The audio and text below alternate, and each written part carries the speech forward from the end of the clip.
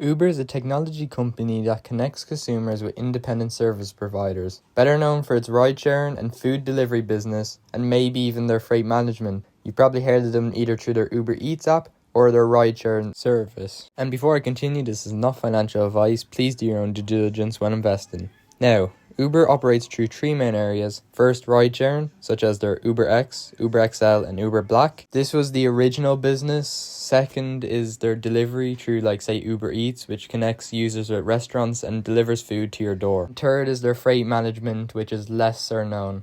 The bulk of Uber's revenue comes from service fees they take from each transaction. For example, they take around a 20 to 30% cut after a contractor completes a ride. This is also where most of their cash flow comes from. The company has finally turned profitable after years of losses because Uber doesn't own the cars. Kind of similar to how a franchisee for a fast food chain doesn't own the restaurant. People use Uber for the brand reputation and the sheer number of drivers available near them. Now the thing with Uber is that most people who work for them are employees, they're contractors. They work on their own schedule and get paid based on performance. I see this both as a benefit and a risk. On one hand, Uber doesn't need to own a fleet of cars, trucks, bikes, and doesn't need to pay certain employee benefits that employees would usually have. On the other hand, contractors do have a lot of freedom, so there isn't much incentive for them to stay if a better opportunity comes along. But more recently, especially in America, the gig economy has seen a surge in new drivers joining Uber, which in turn drives more customer demand. It's a network effect. The more people who use the app, the more drivers who are incentivized to join the platform, and that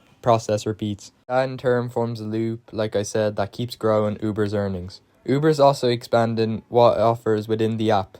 Users can now access hotel bookings and other services beyond just rides or food. They've also partnered with major players like Waymo, WeRide, and even Nvidia. Now, I won't bore you with a ton of financials, but revenue, earnings, and gross bookings have all been growing, and Uber's sitting on a solid cash file of around $9 billion as of the trailing 12 months. Overall, things are looking good. The more services Uber adds, the more users are willing to pay, and the harder it becomes to switch to a competitor. Because now Uber isn't just a ride-sharing app, it can book you a hotel, give you restaurant recommendations, and reward you through Uber One credits, which incentivize users to keep spending on their platform. Their dynamic pricing model, similar to what airlines use, has also helped profitability by adjusting prices based on demand. But there are a few concerns worth considering. First, while Uber has strong partnerships in the autonomous vehicle space, they do not actually own any of the AV technology themselves. If companies like Waymo and Tesla scale their robo-taxis services faster and more cheaply than Uber, that could pose a real threat. Now, do I think everyone will be riding in robo-taxis tomorrow? Not quite. But will some customers switch if the price is right? That depends. Uber does have strong partnerships and enough cash to potentially acquire a robo-taxi company. That's if they decide to go that direction. I actually see Uber becoming more like a booking.com over time. A platform that started with one service and expanded into a full travel and lifestyle ecosystem. Uber has done something similar, moving well beyond ride sharing. So Uber is in a strong position with solid cash flow, but none of this happens without good leadership.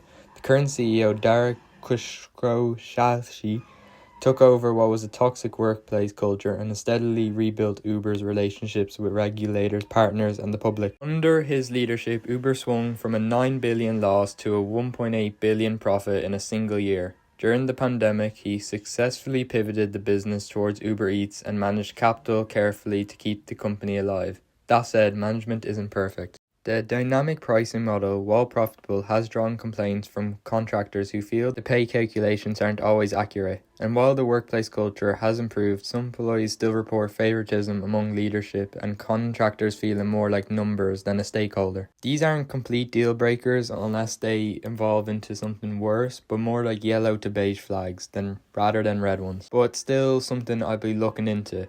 So is Uber a stock I'd invest in? Honestly, I'm torn. On one side, you got strong cash flow, resilient management, and an expanding platform. On the other, there are long-term regulatory risks and ongoing contractor tensions. The stock has pulled back from its high of around $98 to around $75 today and is currently trading at around an 18p ratio, which isn't unreasonable for a company of its quality. It's definitely one I'm watching closely. I'll probably want to see a bit more clarity on the AV competitive landscape before pulling the trigger on investing, but it is firmly on my radar. Now, it is stated that they have moved on from their old prior growth at all cost strategy, but they did have to take on a lot of debt, and especially with their Uber Eats segment, there is still a lot of competition and the margins are very thin. Along with that, their fleet management, while becoming bigger, hasn't turned a profit yet. Now, I do think in the future it will, but just currently it hasn't, and you would hope that in the future it will, but you will never know. But I can definitely see Uber growing in a lot of ways. They definitely have a lot of paths they can go, and it is going to be interesting to see how they'll execute and what they'll do. Main setbacks I'm getting from the stock are obviously the regulatory issues that could be going on for years upon years, which they are,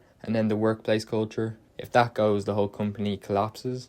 And then with the regulators, if they do get found guilty for anything, it could hurt the company's reputation a lot, both financially and mentally, for many customers who use the app.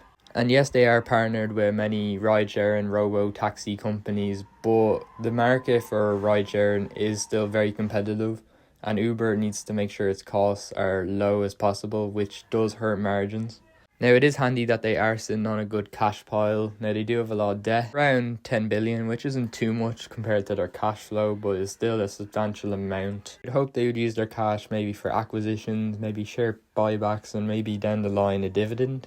But right now, I think they're still in their growth kind of area. Now, they have moved on from their grow at all costs, but I still think they want to grow and monetize a lot of their services better. I wouldn't be surprised if one day they offer the app as a subscription app where you have to pay to use it for all the features. Maybe you get discounts, and have a free version where you can look at things but you don't get discounts, if that makes sense. Now, will they do that? I don't know. That's just the hypothetical I'm thinking about. Anyway, if you thought this video was good, you thought this was a good analysis of Uber, don't forget to like and subscribe. That would help me a lot and will encourage me to do more videos like this down the line. Thank you and bye.